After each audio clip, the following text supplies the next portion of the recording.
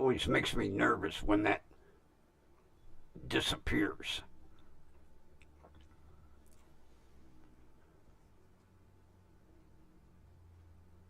Yeah, that vanishes, and then I'm like, where did it go? Okay. What happened?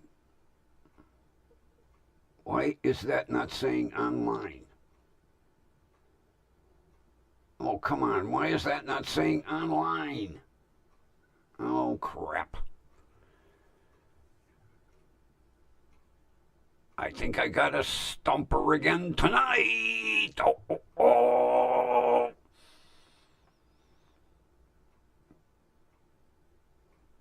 We'll see if anybody shows up.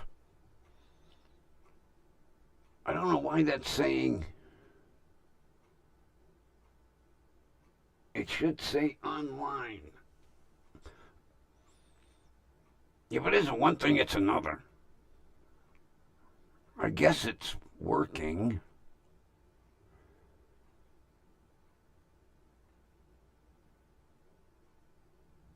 My tab up in the corner should say online. I know I'm online. Oh yeah, that's the other. Let me slide out of the way here. The other Hawaiian one. Oh.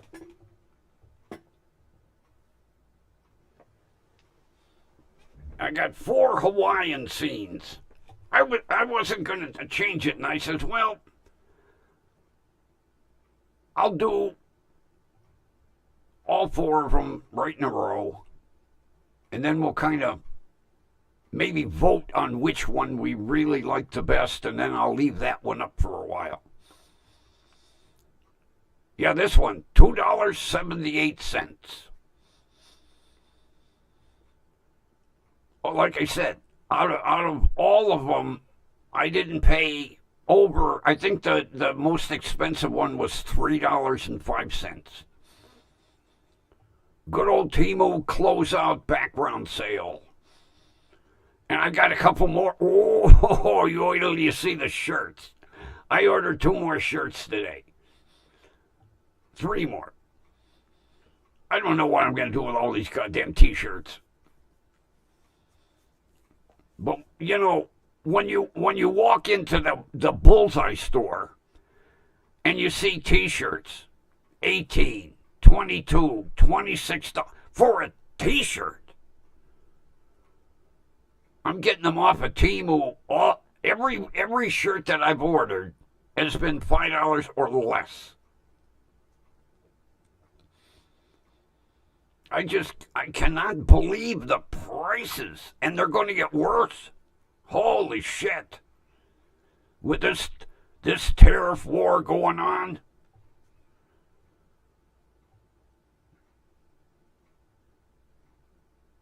You know,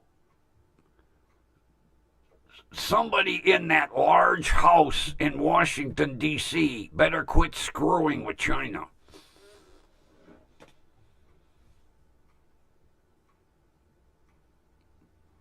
I was reading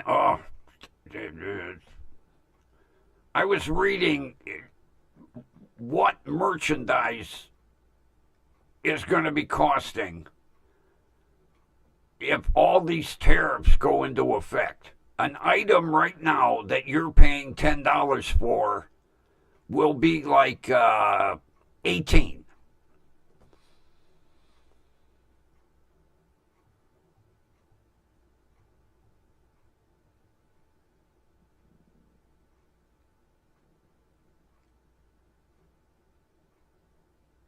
Well, I cringe when I look at the price of clothing. All right, we're gonna try this one. Let's see if you guess this one.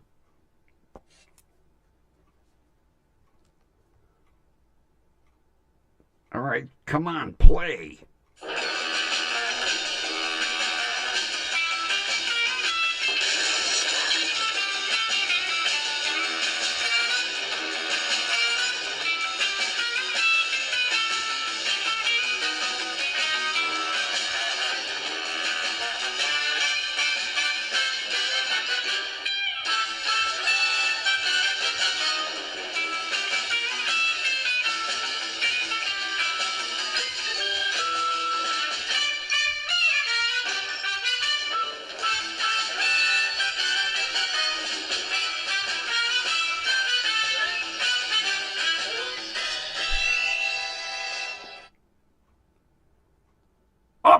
sake.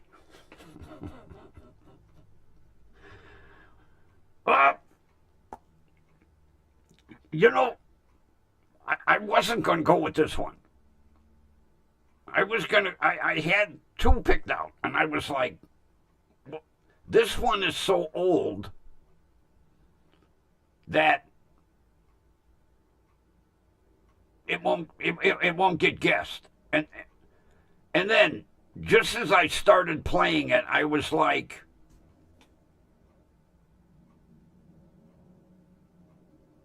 I know Kathy's going to get this one.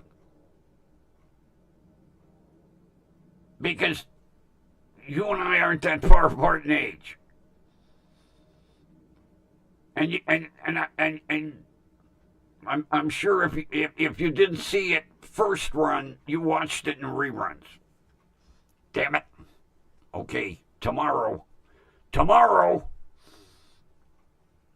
You won't get the one tomorrow. Oh. It'll be like yesterday. I should have gone with that one today, but now I know which one for tomorrow.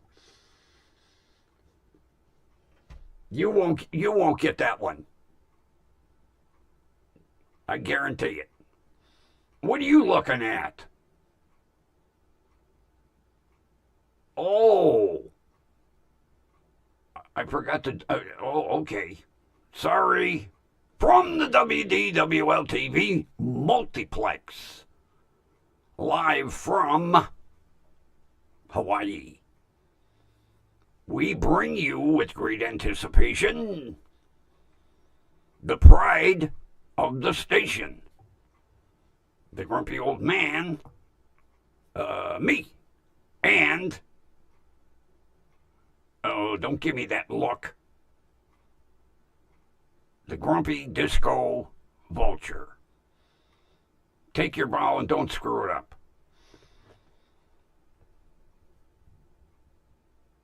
I can see you're going to screw it up already. Go ahead. Well, you were at a bit of an angle, but you're right. And you didn't have the banner yet. Just for that, another month. I hope your spotlight blinds you. Look at the camera. Dumbass bird. Man, talk about birds. It's been about a week since I clicked on the birdies out in San Bernardino. Holy shit, are those guys big. They're starting to lose their baby floods. But man, those bald eagles are growing.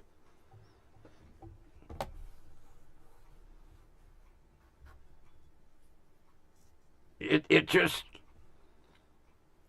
and now the whole thing is, once they leave the nest, no more hatchings until next year. Although I could go back to the ones down in was it Georgia? I think it was Georgia.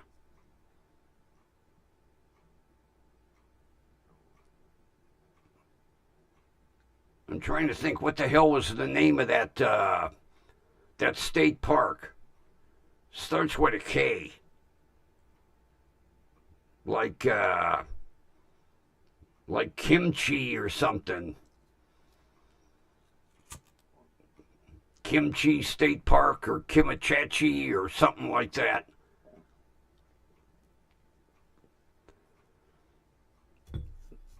Those guys, it'll probably be about 6 weeks before they're ready to leave the nest.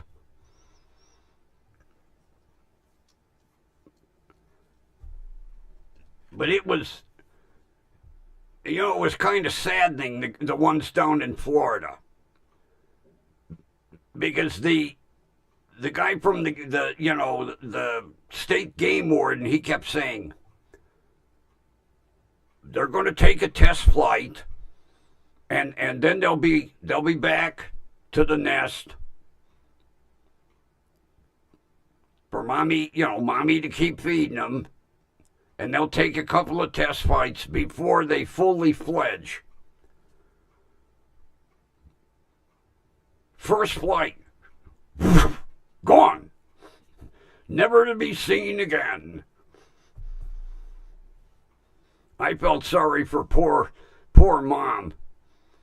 They took off, and towards the evening, she was sitting on the edge of that nest calling them, looking around, like, are you coming home? No? Oh, damn.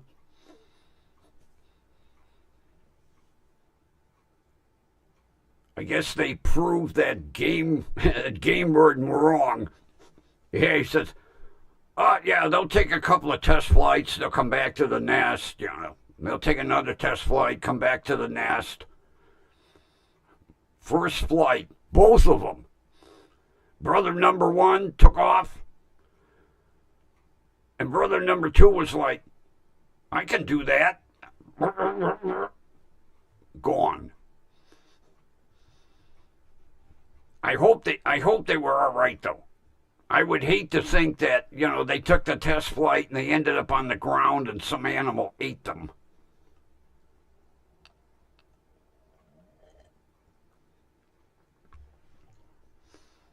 But I turned into a real ornithologist watching them birdies.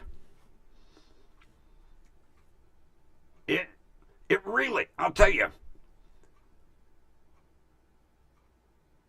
it's amazing how fast certain species of birds grow, like pigeons. Man, you blink your eye, they're fully grown.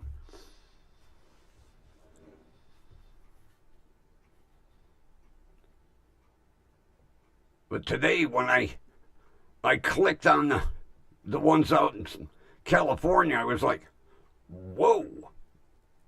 Week. It was amazing how fast how much more they had grown. And I was watching some police chase videos today, and I'll tell you what, it's amazing.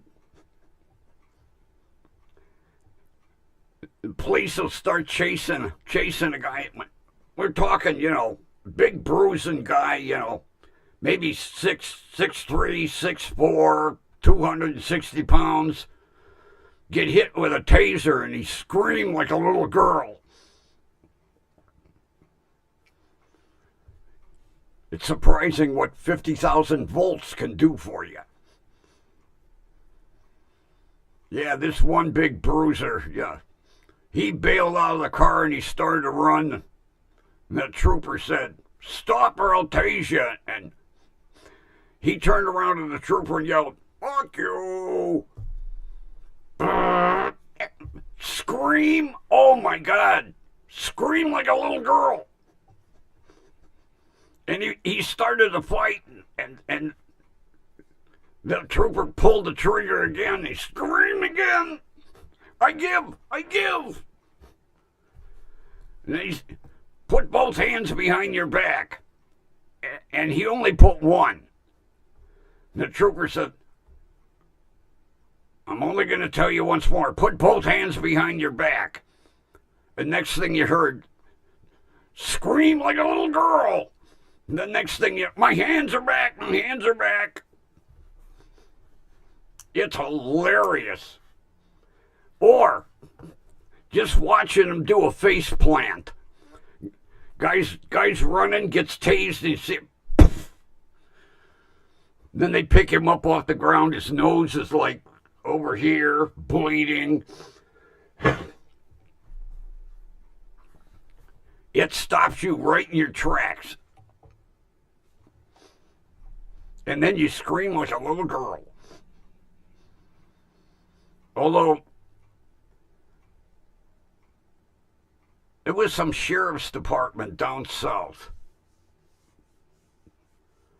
And they tased the guy. And it, like, didn't do shit.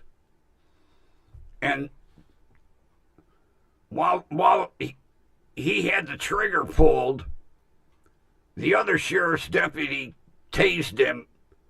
And then finally the guy went down.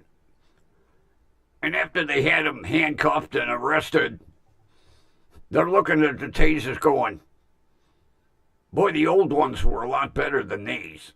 And the other one goes, yeah, I wonder if we can get the old ones back. Evidently, the newer ones were like maybe 30,000 volts, not 50.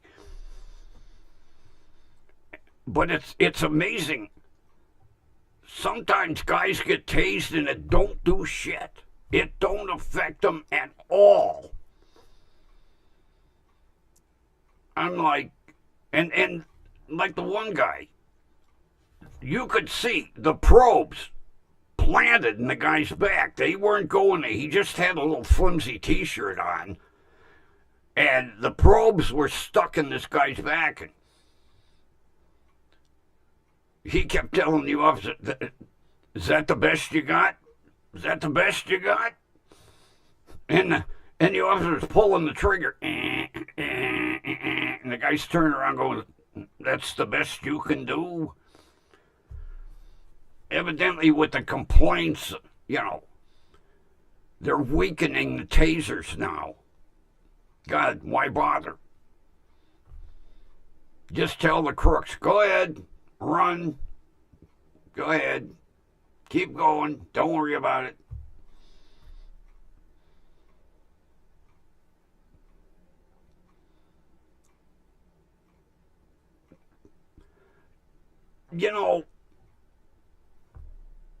It does pay.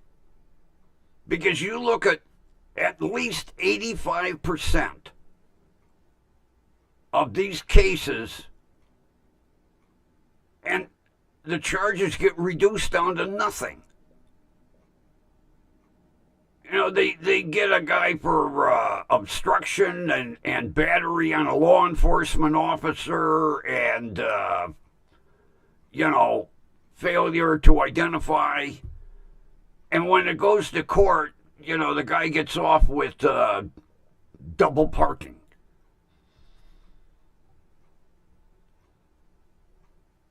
And, police officers don't follow their cases unless they're getting subpoenaed to court. They don't know what goes on. And I'll tell you, after seeing some of this bullshit where the prosecutors reduce it down to nothing, I'd be sitting there going, I'm not going to bother arresting anybody. Shit, he ain't going to get no punishment anyway. And then they wonder why every police force is not drawing new applicants. They see what, a potential applicant sees what goes on, and he's like, why am I going to put my life on the line for this shit? And when you see some of the starting salaries, I wouldn't. As much as back in the 70s when I graduated high school, that I wanted to get into law enforcement. And I'll tell you what, I could have very easily gotten on the Cleveland Police Force because I had pull behind me. All I had to do was tell the one person I want on. And he like 95% guaranteed me you'll be on the force. And then the more I thought about it, I was like, I don't know. Do I really want to do this for a living? Maybe like the first 2 years, I'm Mr. Law Enforcement. Then 5, 6 years into it, you're like, oh, Jesus Christ, what did I do? Oh, yeah, I had friends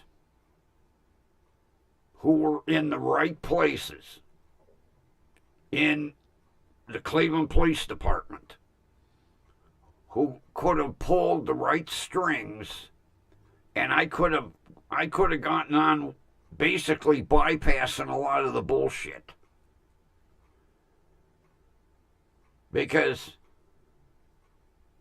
he told me, he said, hey, I'll guarantee, first of all, you'll pass the academy. And he said, name what district you want to work in. I'll guarantee you'll be there. And I told him, I said, well, I know you got to be, a beat cop for not a beat cop, a district cop for at least 2 years. I want to guarantee that I can get on the motorcycle unit. Well, that was one guarantee he couldn't write for me. And I said, I don't want to be a goddamn patrolman all my life. Because in Cleveland, you have to rotate districts.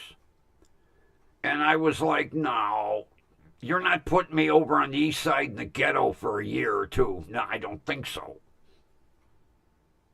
But I could have got on. I just about had a written guarantee.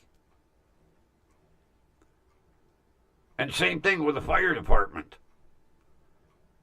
That wasn't so much a written guarantee, but I had plenty of family in the Cleveland Fire Department I could have got if I wanted. And then I looked at it, well, either you're going to get smoked on the street or smoked in a house. Not.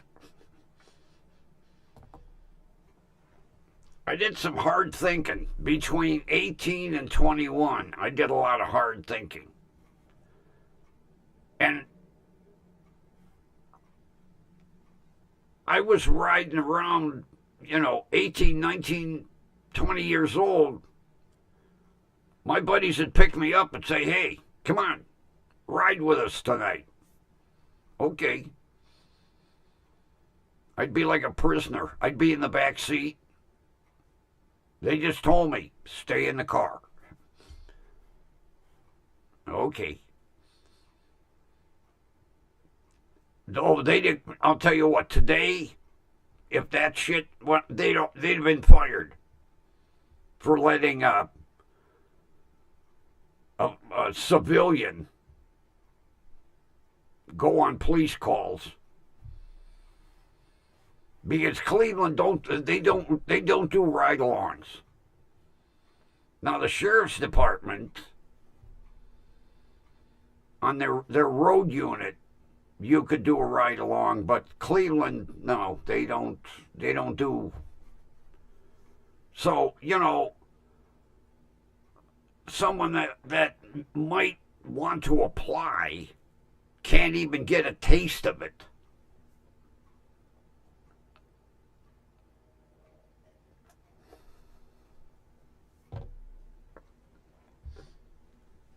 Really? God, you got some gutsy girls. Did she drive the fire truck too?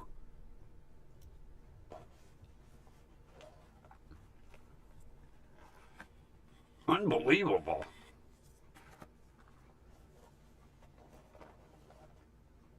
The older one or the younger one? Which one? Because I know you got one the same age as my son, and then you got a 40 and a 36, I think, right? So which one, 40 or 36?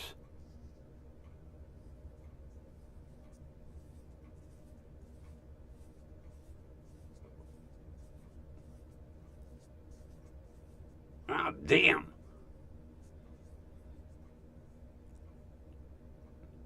You raised some good girls, I'll say that.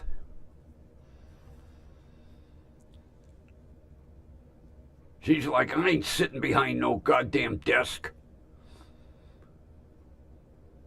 I ain't wearing no goddamn skirt to work. Give me a bunker coat and some boots and some overalls. That's how I'm going to work. And move over, I'm driving the pumper tonight. Good for you, goddamn. That's about it.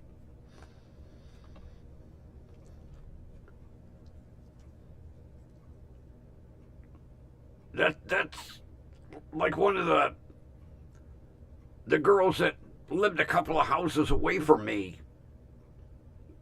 We went to school together. She was a year behind me. And I says to her, I said, what are you going to do when you graduate? She goes, I'm joining the Army.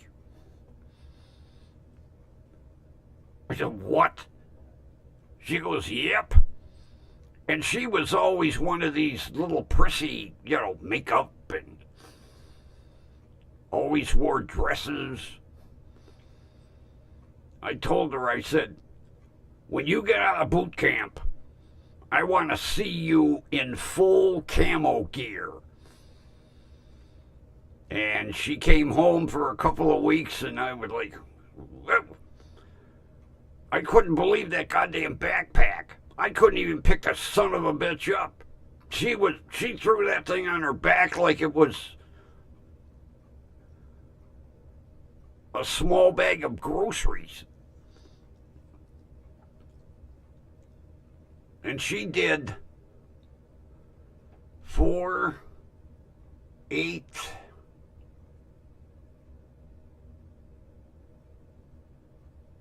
I think she did 16 years. No, she did 20. 20 years, because at the end of 20 years, you get your full retirement. Because she did 2 tours over in Africanistan.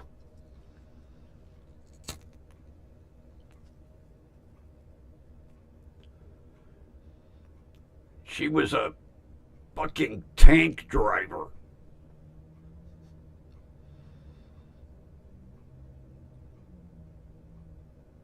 I did, you know,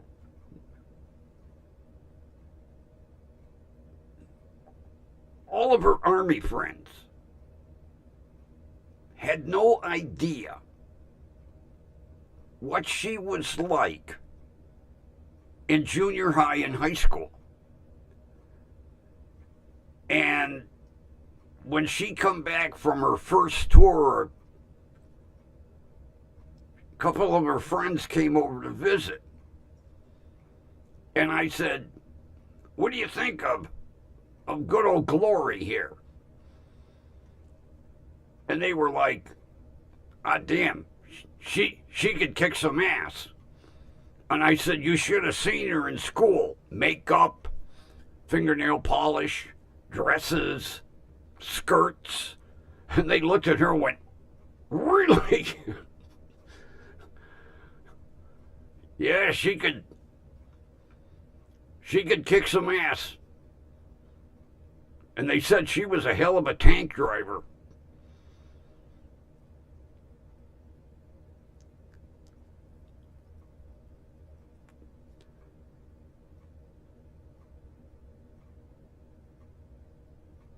Do you really? She did 2 tours? Wow. Ah, damn. Good for them. Thank them for their service from me. I didn't serve. I I I I missed the draft. Whew. Because when I graduated high school,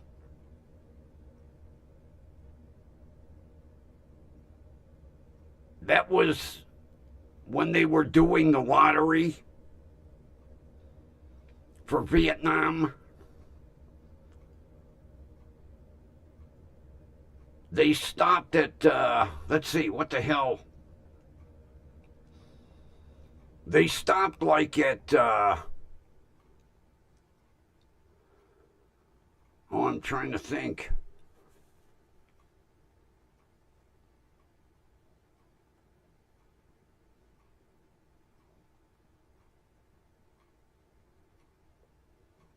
I can't remember. All I know is, in order for me to get drafted, the Viet Cong would have had been invading from like Kansas.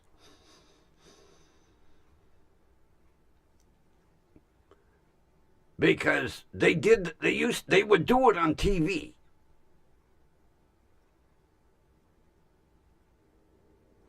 And we were sitting, me and 3 of my buddies, we were sitting in the living room waiting for the program to come on. And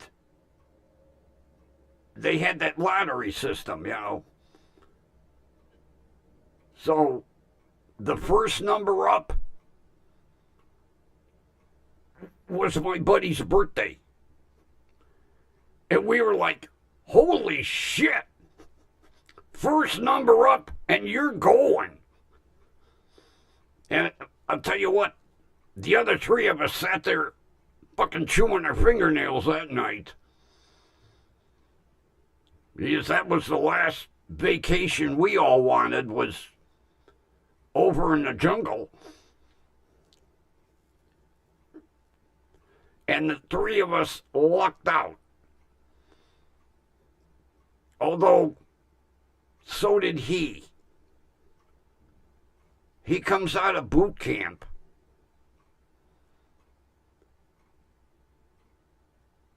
And one day, I can't remember if it was a captain.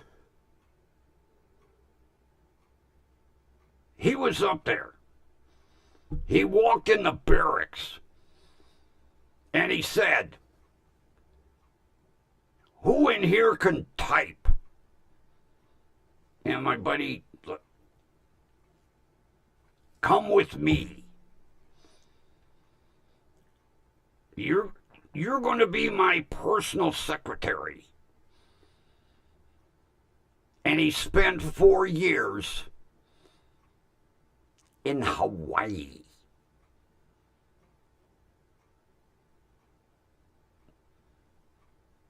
Of all places.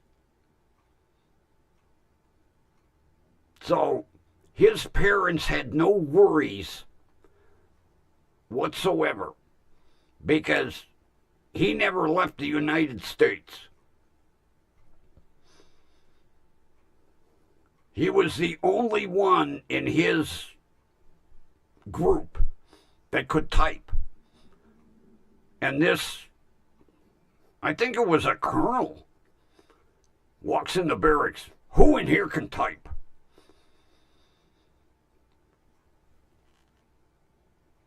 Come with me, soldier. And my buddy was like, oh, shit. They get to his office and he goes, you're going to be my personal secretary.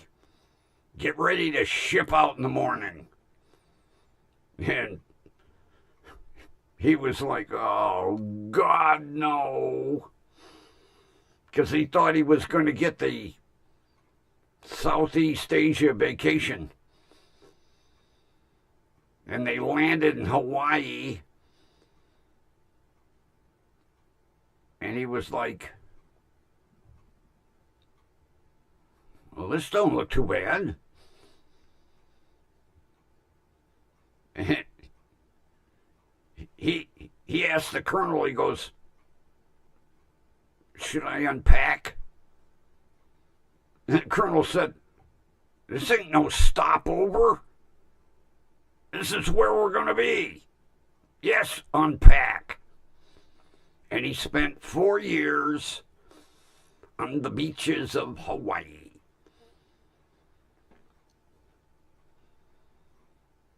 And we were all happy because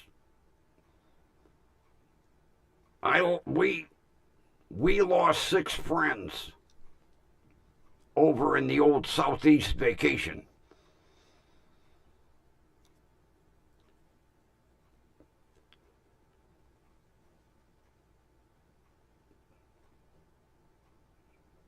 Yeah, well, you know what?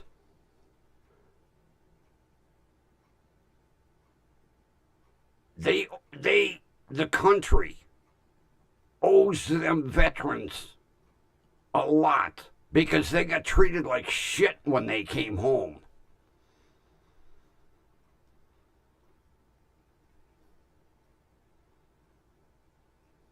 I remember seeing news clips of them, getting off the planes, coming through the airports, and people throwing fucking garbage at them, calling them baby killers and all that shit.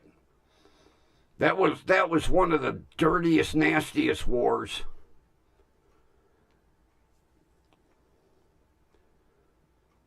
That Vietnamese talk about fight dirty. Not that there's a handbook.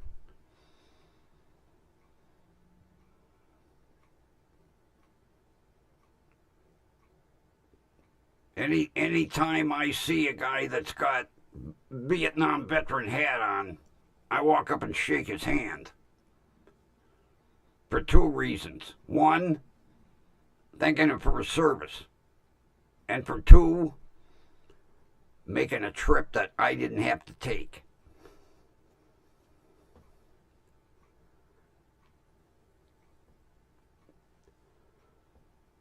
Yeah, there were no parades when they came home. No big welcome wagons. They literally had to fucking hide when they came home.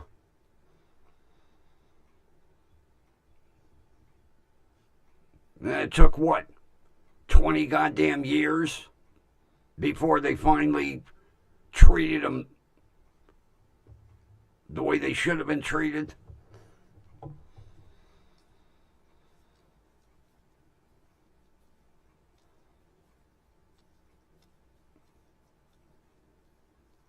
Oh, yeah.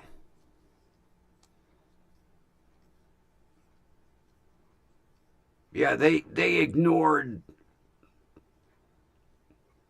They'd go to the VA to get treatment, and they were like, you weren't exposed to that. You weren't anywhere near that.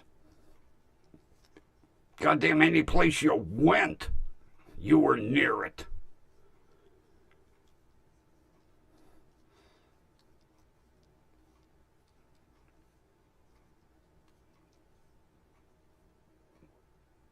And it screwed them guys up.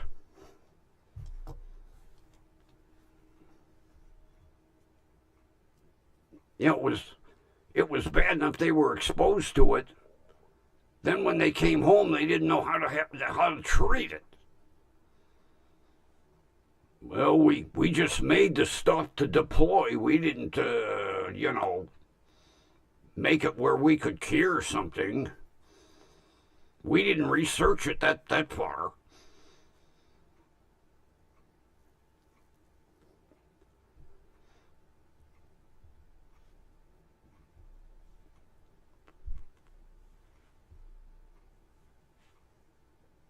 That was just, we shouldn't have been there in the first place.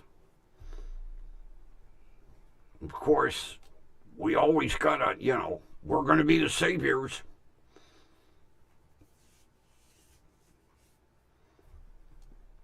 Trump better quit pissing off our allies. He's already got France pissed at us. Goddamn, France wants the Statue of Liberty back. He said, we gifted it to you, now we want it back. Like it's going to happen, but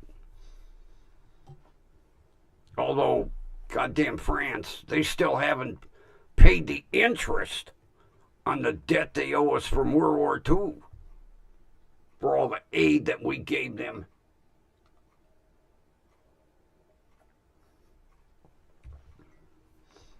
All the goddamn military aid and everything, and help them rebuild their country. And every time a tourist would go over there, they get treated like shit when they, oh, you're an American? Screw you.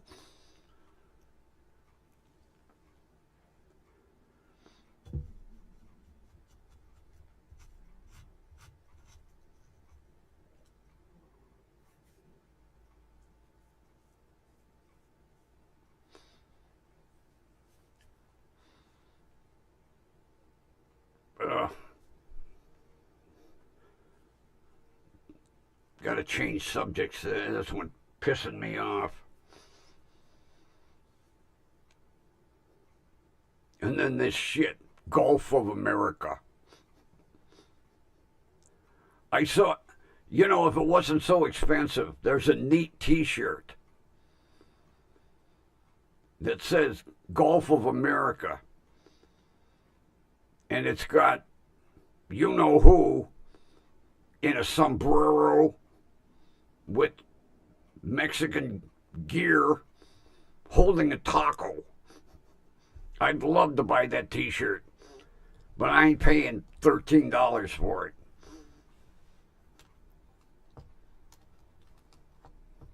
But the ones I bought, I know a couple of them are going to piss people off. They're going to be, how dare you wear that? It's true. I'll show them when they get here.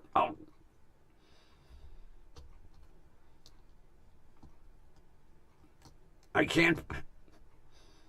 can't believe some of the shirts though. Oh, there were some that were utterly filthy, and I don't mean they needed laundered. I was like, I wouldn't be caught dead wearing one of them. But the ones I bought, they're cool. What have I got coming? 5 or 6? I think I got 6 coming altogether. They won't all hit the same day because I ordered them like a day apart or 2 days apart or 3 days apart. But they're all coming from different shirt makers around the United States, so.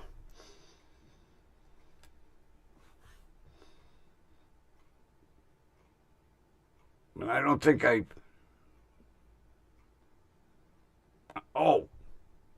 did order the chemo shirt today.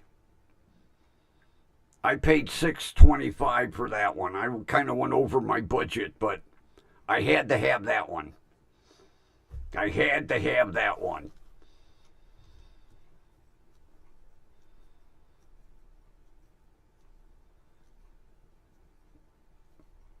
As a matter of fact, it's got a lot of color in it. I'll show everybody that one when I get it here.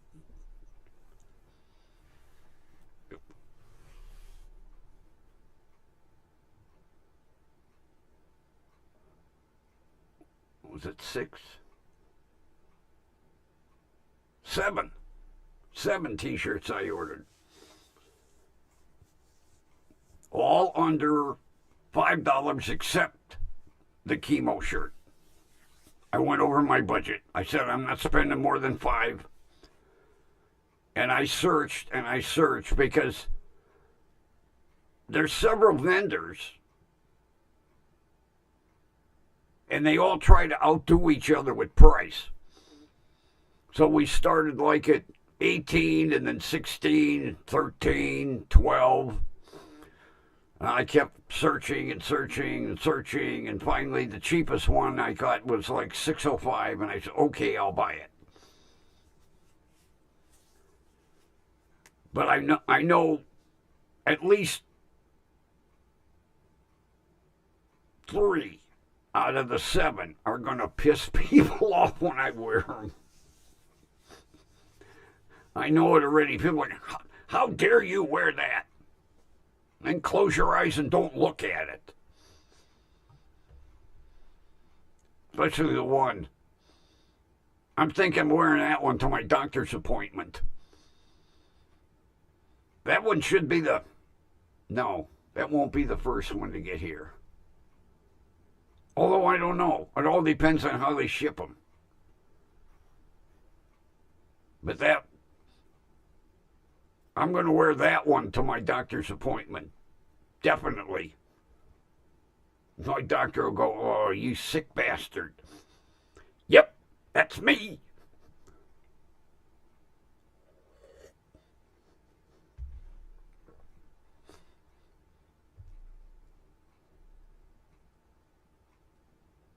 And I ordered the TV stand today, too. So now I'll have 2 roller TVs. I think what I'm going to try to do, I'm going to have to do a little rearranging in the corner of the bedroom. I'll have the Samsung and then one TV on either side. So it'll look like a news station. I still don't know what I'm going to put on the one TV because the Samsung is all Roku, so I can get 90% of the programs that I want. And then the one TV is going to be hooked to the antenna so I can get local. And I don't know what I'm going to do with the third one, but that's what I'm going to do. I'm going to have 3 TVs in the bedroom. My son will look in there and go, how much shit do you need? You can't watch all 3 of them at once. Yes, I can. That's what they make remotes for. And each TV will have a light kit.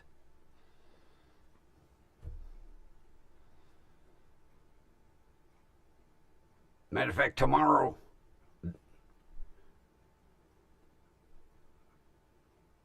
which TV is going to get the kit first? Well, the one that's on the stand. But when the other stand gets here, I got to take the backing plate off TV 1 because I want to put TV 1 on stand 2. Because that one's got a shelf underneath it. And I can put the, wait a minute. Oh. That's what I can do. No, I'm not going to do it that way. I'll leave TV 1 on stand 1. And when stand 2 gets here, that TV with the shelf, because that stand has a shelf for my DVD player. That will be the DVD TV. TV over here will be my local channel TV. And the Samsung in the middle will be everything else. That's what I'll do. I'll put the DVD player on the smaller of the three TVs. Because I got a 35 and a 43 and the 55. So the 55 will be in the middle, the 43 will be over on the left, and the 35 will be over on the right. That's the way I'll do it. I keep forgetting the DVD player. That's got to go on a TV. Right now it is hooked to the Samsung. But there's too much you have to change in order to play the DVD player. This way I could have the DVD player set up on a TV 100% of the time. Because oh man, I got it. You talk about DVDs. Jesus Christ. I must have 300 of them. I got goddamn movies I haven't even watched yet. I have to be in the mood to watch a movie.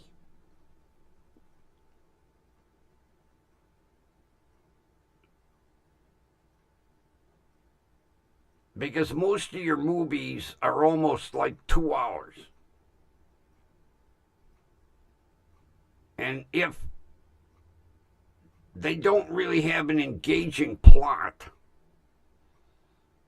I lose interest. Although anything Robin Williams, I'll watch start to finish. I don't care. I think I have every movie Robin Williams ever made, except for Popeye, the first one he made. It never got any good reviews, and I was like,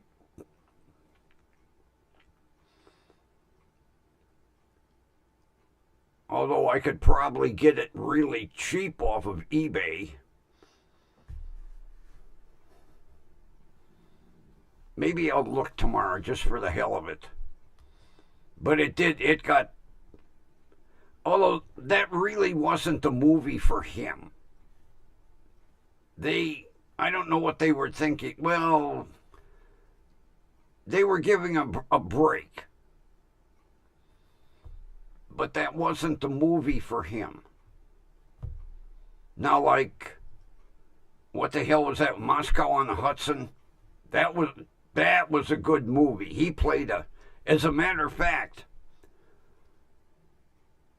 it's either the first half hour or first 45 minutes of that movie, he spoke Russian. And he learned Russian for that movie. It was no dub. He actually spoke Russian. He learned Russian for that movie.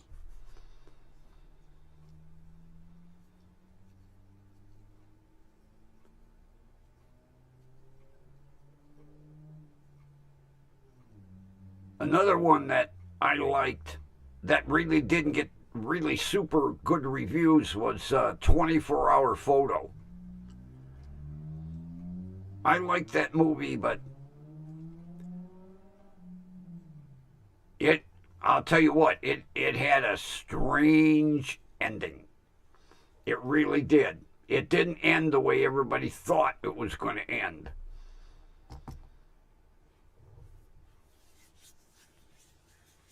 Some of his movies were okay.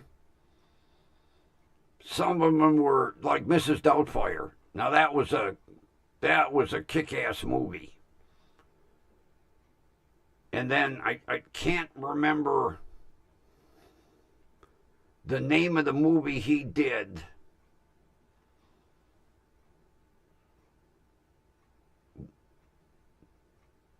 He played opposite Robert De Niro. Robin Williams was a doctor and De Niro was a patient. And can't remember the name of the movie.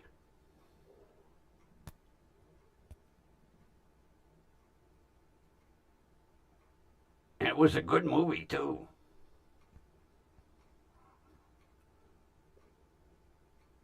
Another movie I enjoyed, and it didn't get super good reviews, was Jacob the Liar. It was a takeoff on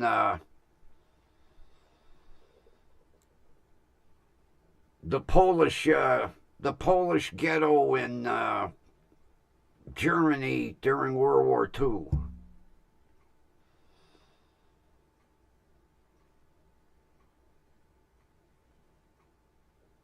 I enjoyed it, but it didn't. Some of the critics expected too much. You know, they expected Robin Williams to be ha-ha funny in every movie. And when he played a serious actor, they really didn't treat him right with the reviews.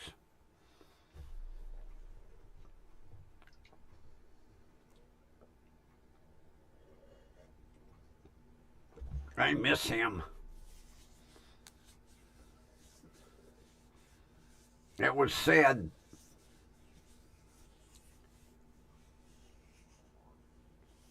But see, he got diagnosed with a certain form of dementia. And he basically looked at it from the point of, I ain't living my days out that way.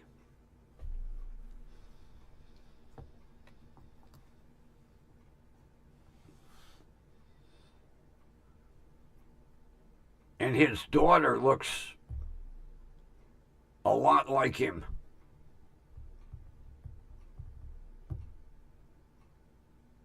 I'm trying to think of her name.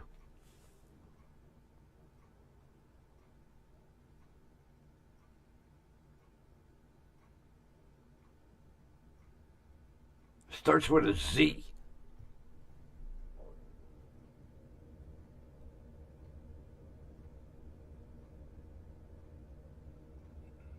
Not Zelda. Or is it Zelda? It's not Zoe.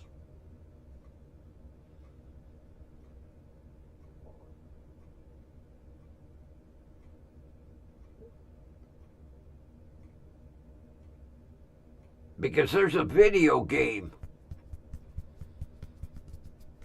She's named after a video game, a character in a video game. Maybe it is Zelda.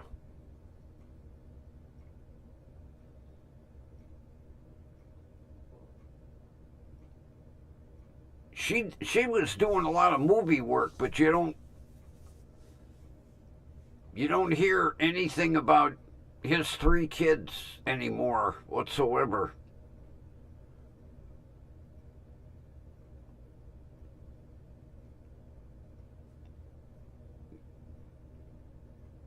Because she did a lot of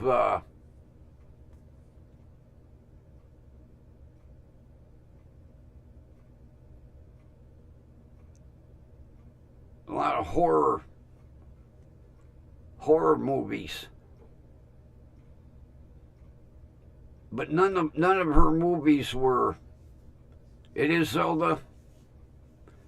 None of her movies were ever A movies. They were all B movies.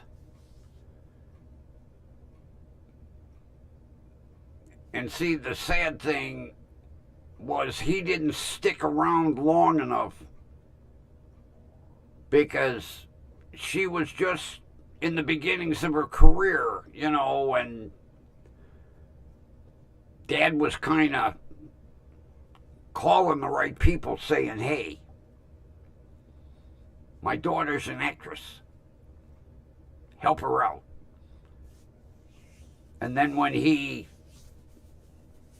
took that permanent nap, her career kind of Because, all the producers and directors were like, well, we don't owe him anything now. Yeah, Zelda. I knew it. There's a video game like Zelda the Princess or Zelda the Warrior or something. That's what she got named after.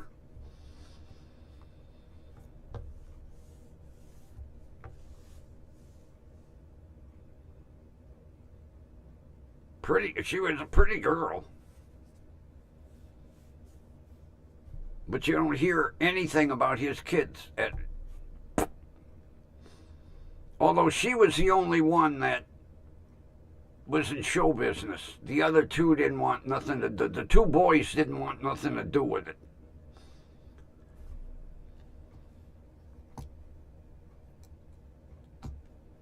I'm trying to think of the video game.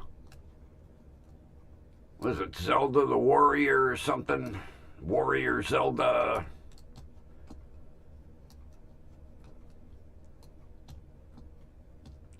Come on, Kathy, gargle it. Princess Zelda or something.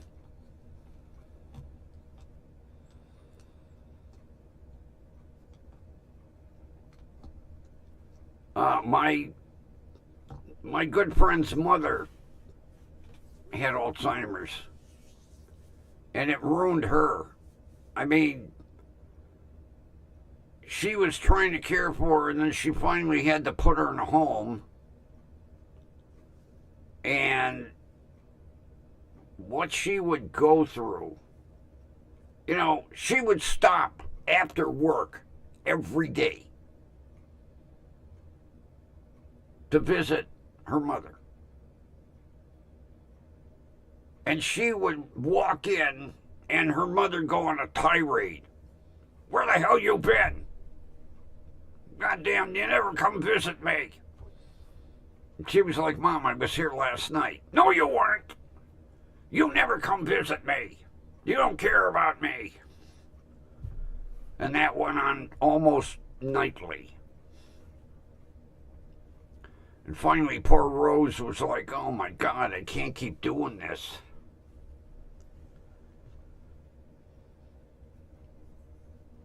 Every night, her mother, you never come visit me. You don't care about me. And even the nurse would say, she was here last night. She's here every night. Don't you tell me that. You're just siding with her. And it just, Zelda the Warrior. I knew you'd come up with it. That's what she was named after, that video game.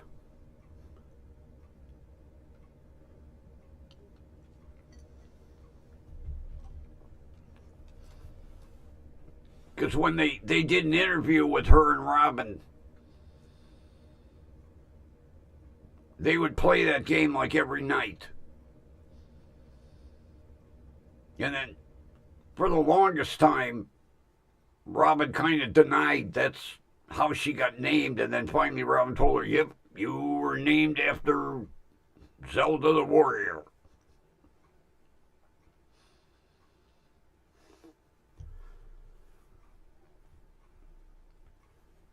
I felt sorry for Rose.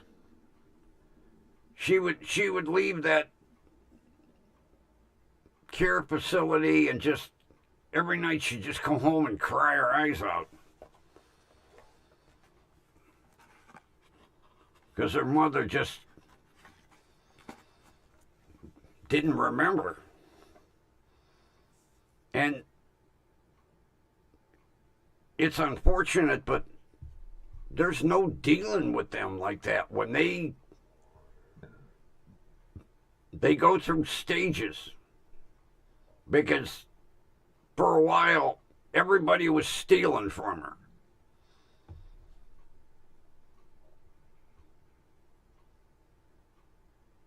And they, the staff just couldn't convince her, nobody's stealing any of your stuff. Oh, yeah, everybody's stealing from me. Someone stole my cell phone. They'd open the drawer on the nightstand. It's right here. That's not mine. Yes, it is. They finally ended up taking her cell phone away from her because she'd be calling Rose at work. Get me out of this place. Rose would like, Mom, I can't talk. I'm at work. I'll see you tonight. And then Rose would show up and her mother would be like, about time you visited me. I'll tell you what. Anybody that deals with Alzheimer's or dementia patients, I give them a lot of credit. I don't know how they can do that day after day after day.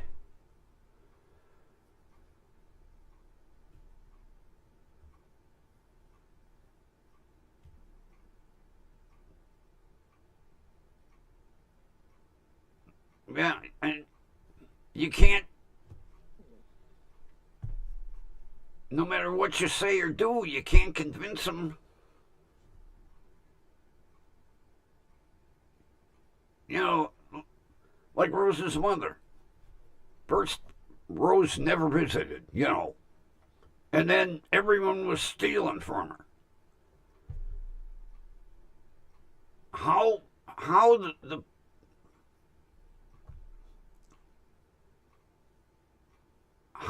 the staff, I mean, yeah, you go through training.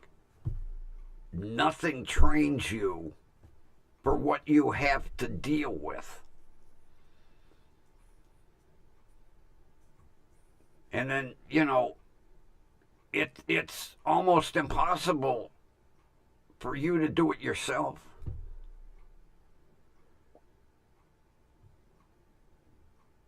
You end up, losing your mind.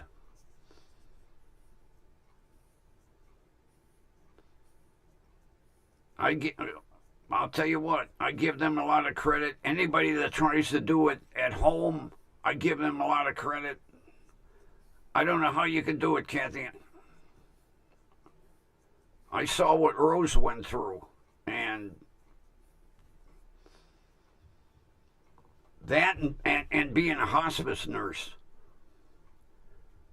I don't know how I don't know how they can do that day after day either.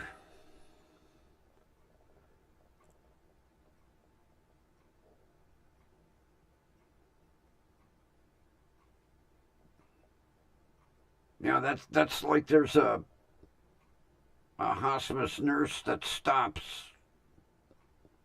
about about 5, 6 houses away from me.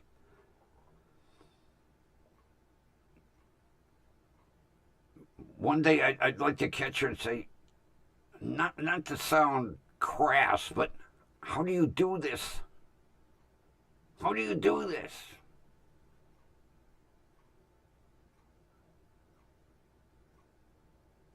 Knowing what the outcome is, every patient.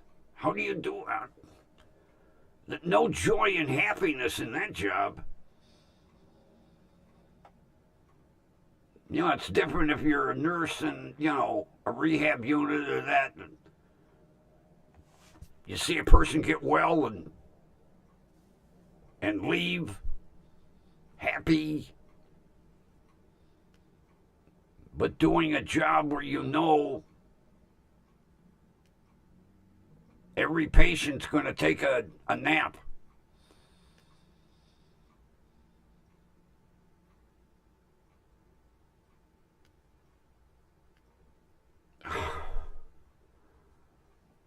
Somebody can't read.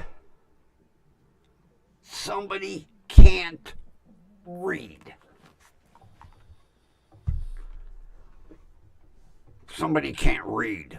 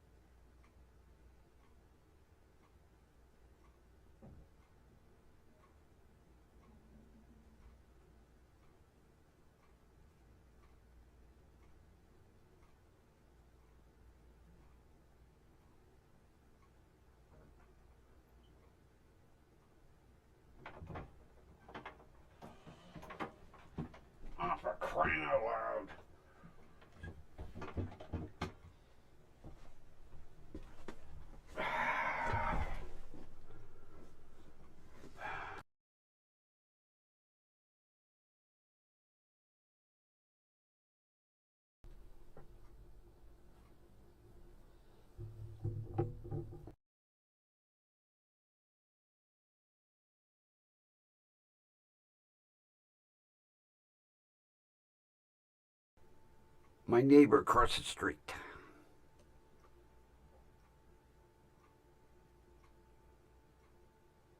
I see your sign. I hope I'm not bothering you. What do you want, Rob? Well, I'm just going to let you know, first thing in the morning, I hope I don't wake you up, but I'm going to edge your lawn. Hey, knock yourself out. Why don't you go to the nursery, buy me some flowers and landscape for me, too? He doesn't like the way it looks.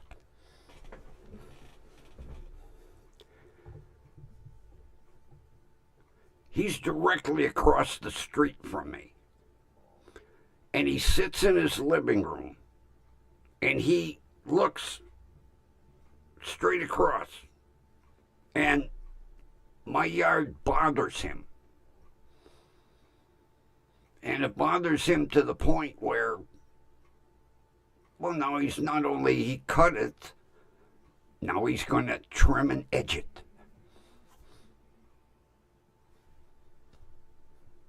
My Ryobi edger can stay in the garage now. And my leaf blower and all my yard tools are staying nice and new. 'Cause I don't have to use them. Oh, he is a trip. He is a trip. Like I say, he doesn't like that I let my lawn grow a little longer. Because, like, right now, luckily, even though he cut it short, it looks okay. But in the summer, it'll burn right away. And I refuse to water my grass. I look at it from the point, the man up there put that grass here. When it needs watering, he'll water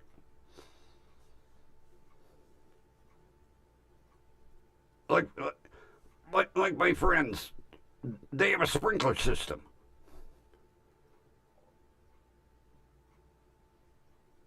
You bitch about cutting the lawn, but then you water it to make it grow.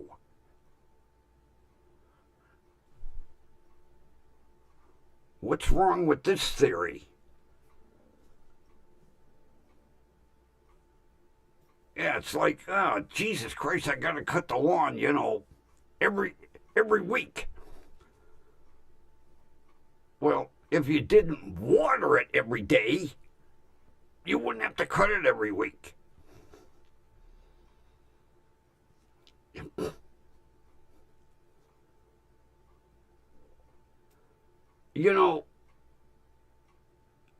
Me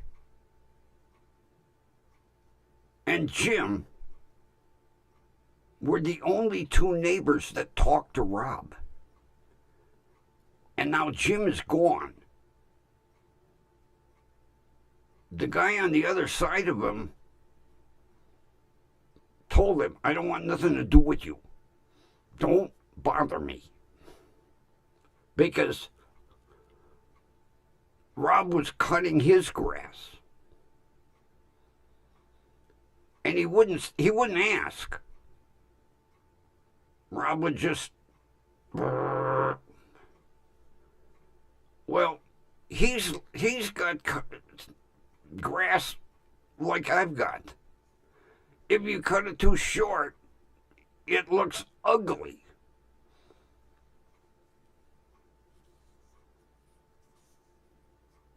So,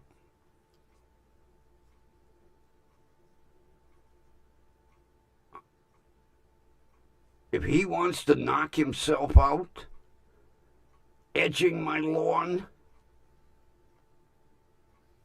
go to it. As a matter of fact, I told him, Rob, do what you want. You don't have to ask me at all. Whatever you want to do it. And then I told him, yes, you interrupted my YouTube stream. Well, I forgot to come over earlier.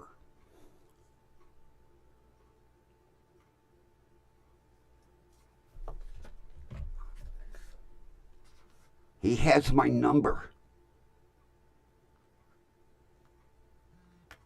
Hello?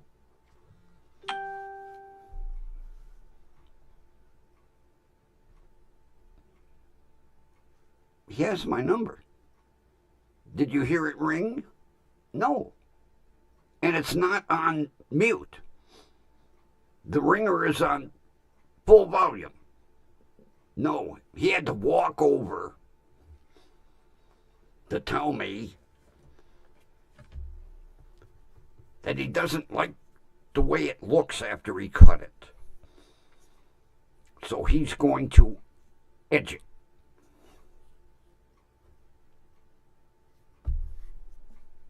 Hey, go to the nursery and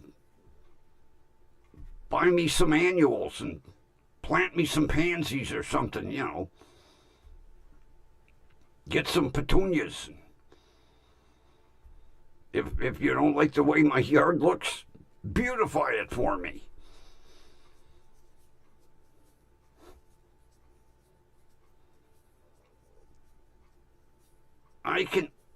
I totally understand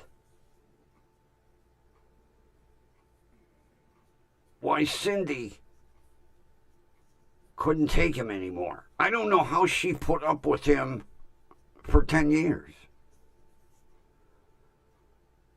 But finally, well, I take that back.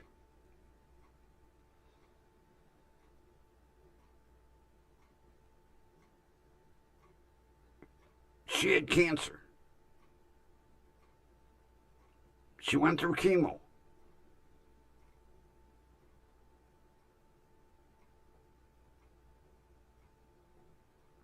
She had some side effects from the chemo.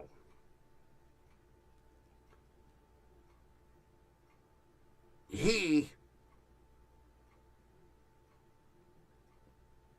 had no sympathy.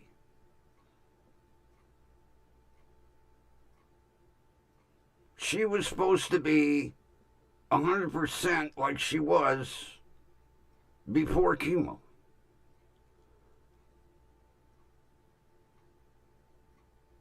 And she finally just had enough.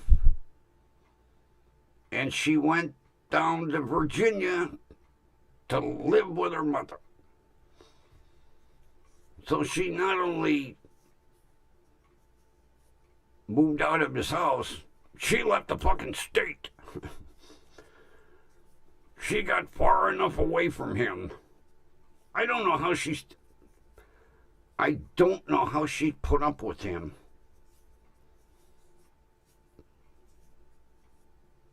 His first wife didn't. I think that marriage only lasted like 5 years. And his son very rarely comes to see him. And his son lives in one of the suburbs around here. Westlake, Rocky River, somewhere. But of course, you know, with a father like that, I could understand why they don't get along. And you know, the unfortunate thing is, he's gonna die a lonely person. He really is.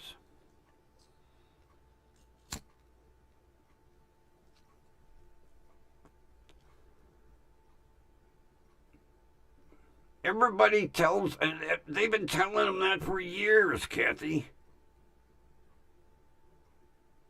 He don't like football. He don't like sports. He don't play cards. So, and with his personality,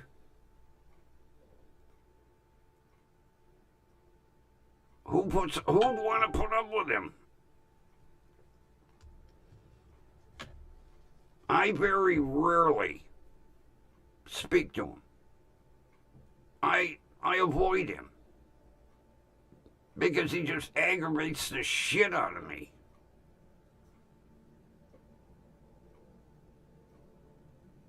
You know, he has the nerve to come over and bitch about my yard. You know, telling me, you need to cut your grass shorter. And I keep telling him, Rob, you and I have different grass. You have something similar to like a golf course grass where it's got to be cut. Mine is it needs to be longer.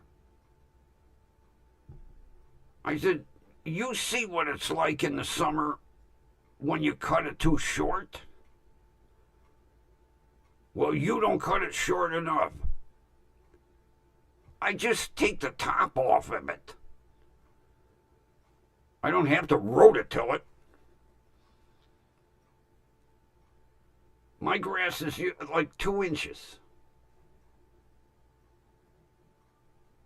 It looks good at 2 inches.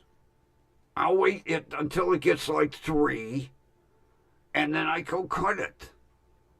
No, Rob's got to have it an inch. Well, at an inch, it looks shitty. Now, right now it don't look bad because the weather's cold. Matter of fact, everybody in the neighborhood was commenting how stupid he looked with gloves and a winter coat on cutting the lawn. Because it was like 40 degrees. But he could not sit in his living room and look across the street. I told him, Rob, close your blinds. Then you don't have to look at my lawn. Just close your blinds.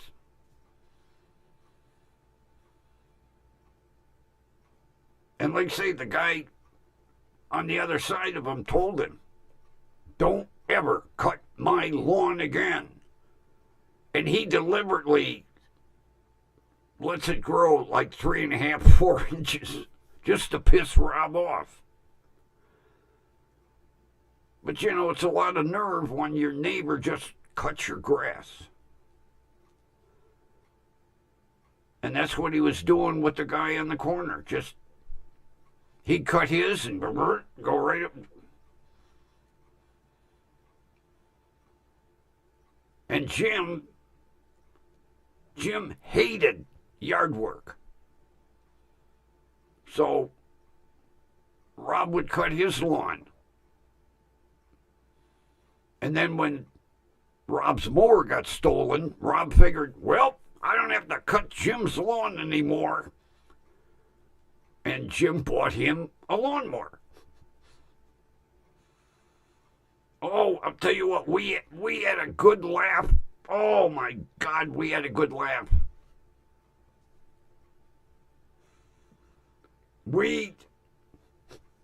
When he come over, first of all, when the mower got stolen,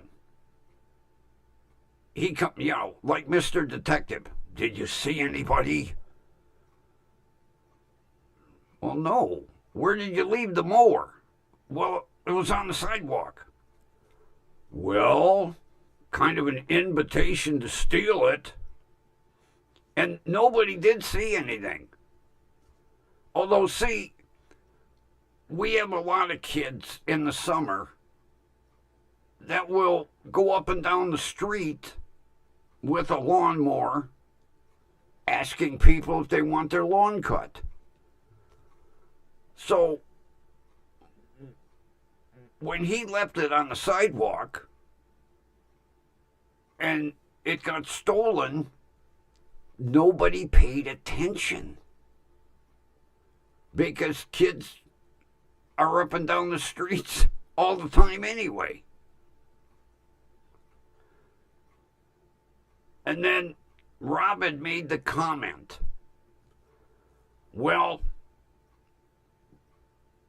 when I get another mower, I won't have to cut Jim's lawn anymore. Because I already told Jim my mower got stolen. I'm not going to buy a good one. I'm just going to buy one to cut my grass. And then Jim went up to the homeless depot and bought that nice, expensive DeWalt rear bagger. And it was hilarious when he called Rob over and went, "What do you think of this?" And Rob was like, "Wow, Jim, you bought yourself a hell of a nice lawnmower." And Jim went, "Not mine, it's yours." And Rob was like, "God damn it, I still got to cut his lawn now. And now I got to cut the backyard because he bought me this expensive mower." And see, that's another thing. When he got that mower, he made it a point of coming over and telling me, "I can't cut your lawn anymore because Jim bought me that mower." I was like, "Hey, I got a brand new Ryobi in my garage. No big deal." Well, see, now that Jim is gone, he can cut my grass because Jim ain't around to see him using his mower to cut my lawn.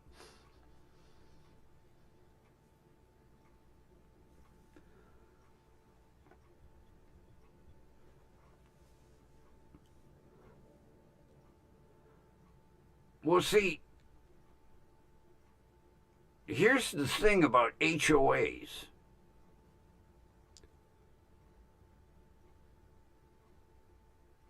My friends that live in that cluster,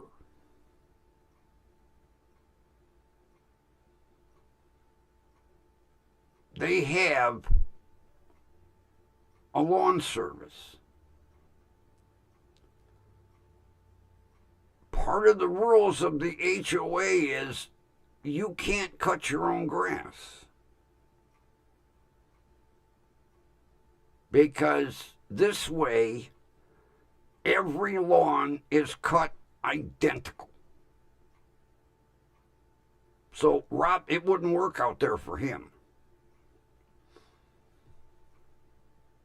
See, their HOA dues go for lawn care and snow removal.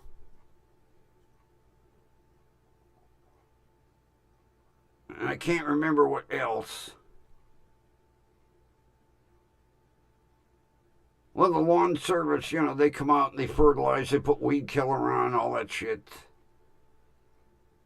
And then they cut the grass, they edge every house.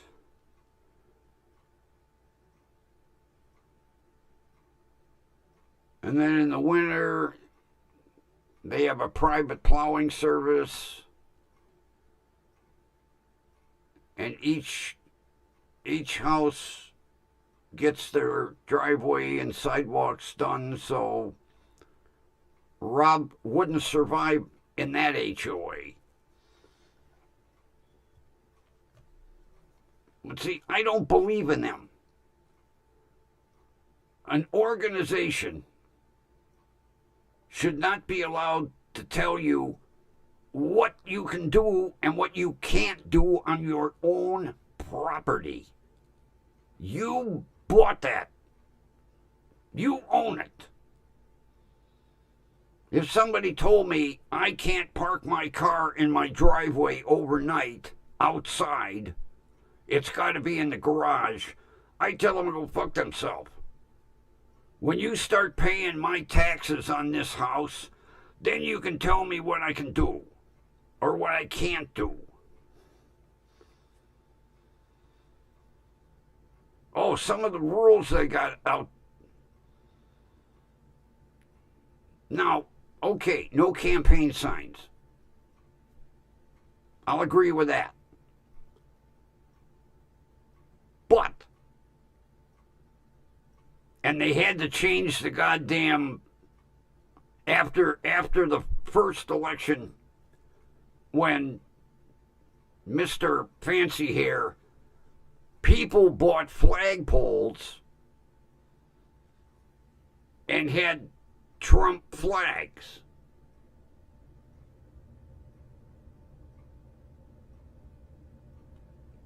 Because you couldn't have a Trump sign. Well, then they had a meeting of the HOA that said, okay, no political flags on your flagpole. You're allowed to have the American flag and the POW. That's it. Or the state flag. No political flags.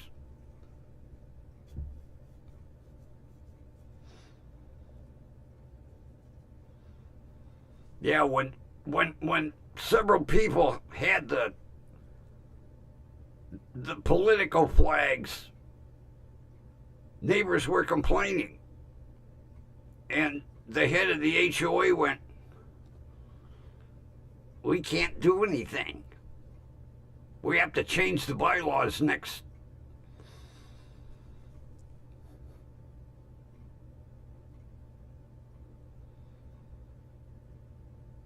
So they ended up no political flags.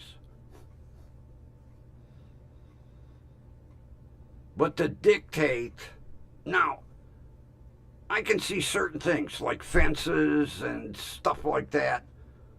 They tell you how many hanging baskets you're allowed. You're allowed 4 on your porch or 4 on your front yard. You can't have 8. So 2 on your porch, 2 on your front yard, or 4 on your porch, or 4 in your front yard. You can't have 4 and 4. You ain't going to tell me how many hanging baskets I can hang on my property. I mean, this is some of the bullshit. I told Eddie and Joyce, I said, there'd be no way I could live out there. No way.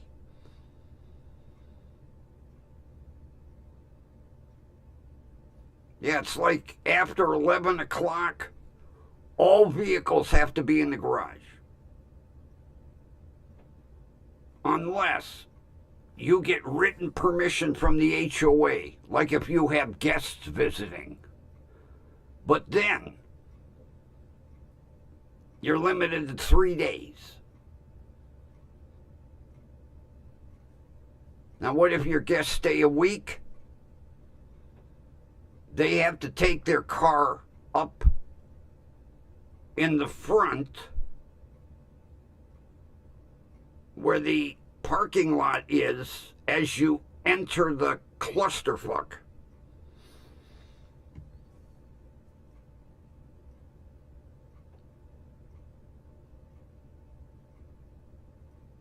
You're not allowed to own a boat. If you own a boat, it's got to be stored off property. If you want to get your boat ready for like summer, you're allowed to have it 1 day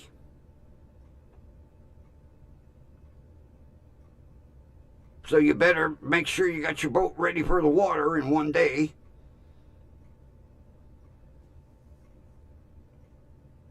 Oh, I told them, I said,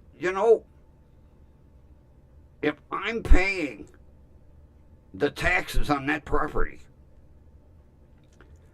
you aren't going to dictate what I can do on my property. But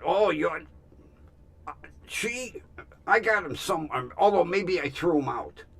She made me a copy and sent them to me. All the rules.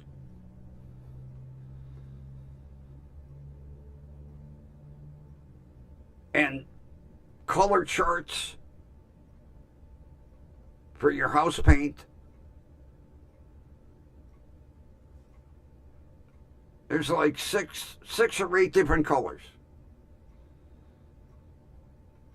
that you can paint your house. And there's the colors. And it's got the paint code for like Lowe's and Homeless Depot. So you say, okay, here, I need, this color paint. I said, what if I don't like those colors? Too bad.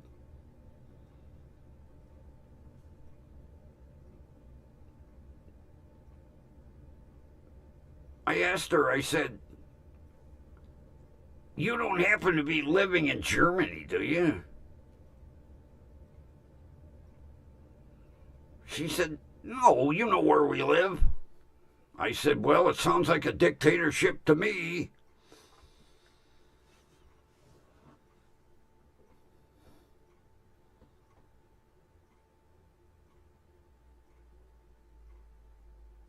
There's one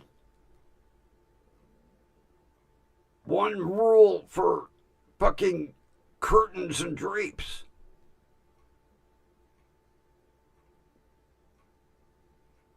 You're not allowed to have like wild curtains facing the street.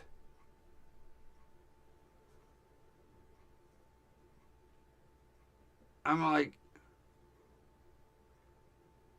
are you're paying my taxes? No? Oh, well, then how can you tell me what to do with my house?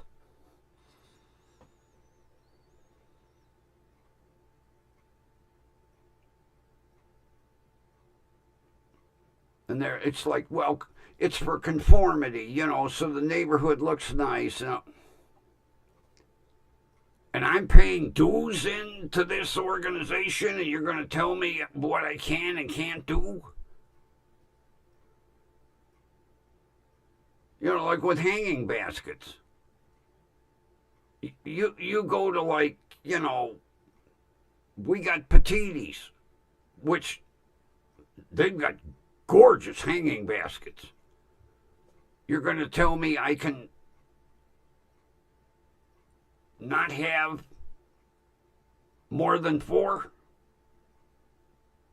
No matter how beautiful they are? And you can only have certain kind of shrubs, certain kind of landscaping. Oh, the rules. I'm going to have to look. I think I threw them out. I think I got so aggravated reading them, I was like...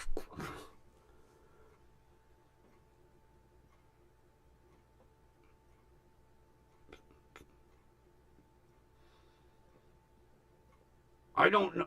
And you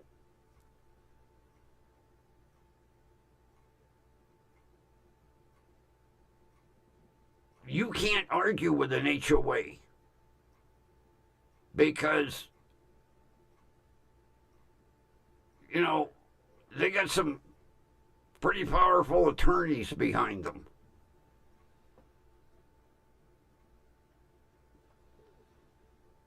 And like the attorney that wrote the rules for this HOA, also, there's like 4 or 5 HOAs in the area that he works for.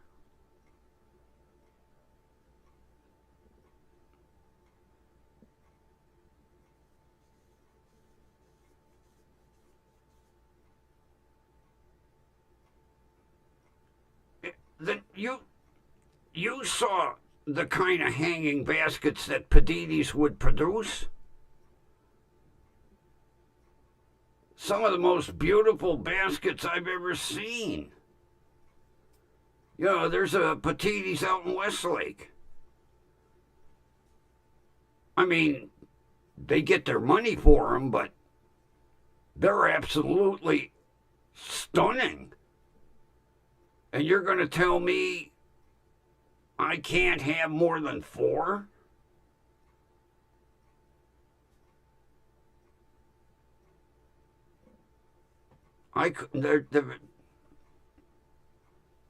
There would be no. That would be the first thing if I was going to move somewhere. Is there an HOA here? Yeah. Okay, real estate agent. Mark that one off the list. I don't care if they're giving me the house. I ain't living here.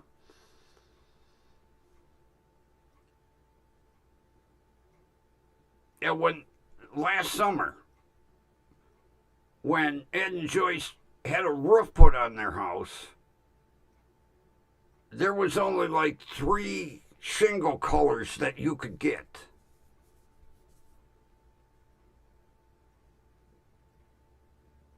And they didn't like any of the 3, but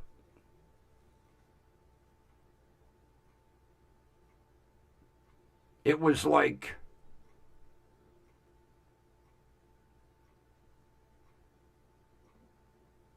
a sandy brown.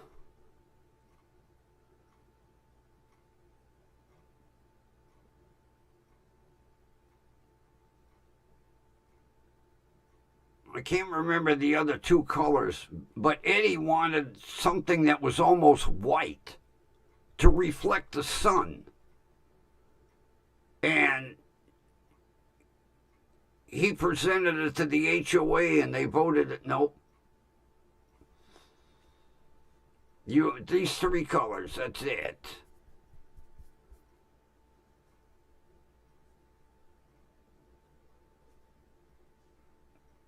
And you're paying into this.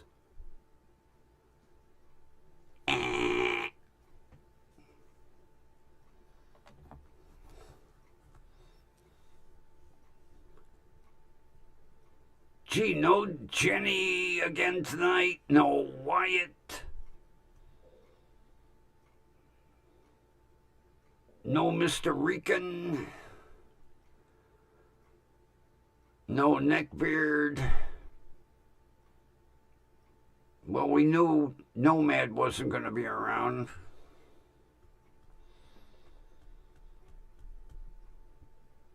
Jenny's mother didn't show up again. I guess 1 was enough for her. She's like,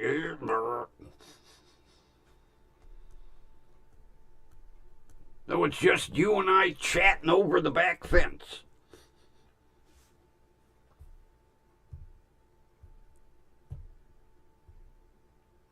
Oh, 50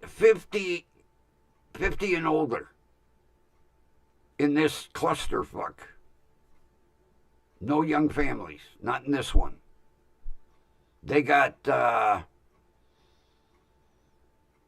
think she said 175 houses in this clusterfuck. They're all 50 and up. No kids. I'm going to have to ask her, what happens if grandkids come to visit? Are they allowed to, like, play? Probably not.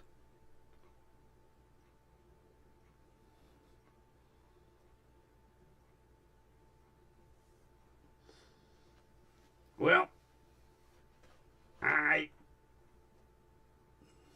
gee, talk about getting the weather.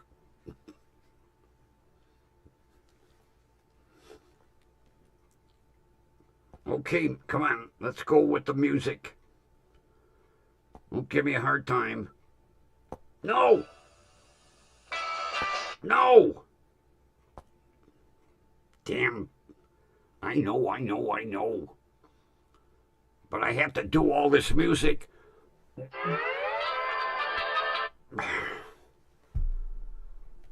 I have to do all this music one song at a time. And Looney Tunes, yeah, it's going to drive me crazy, all right. All this music one at a time.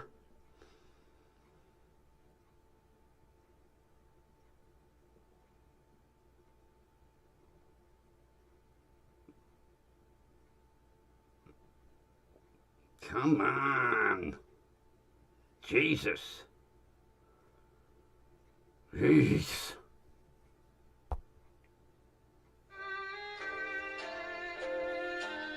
Oh.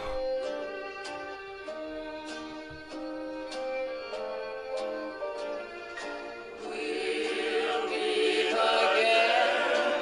Don't know where.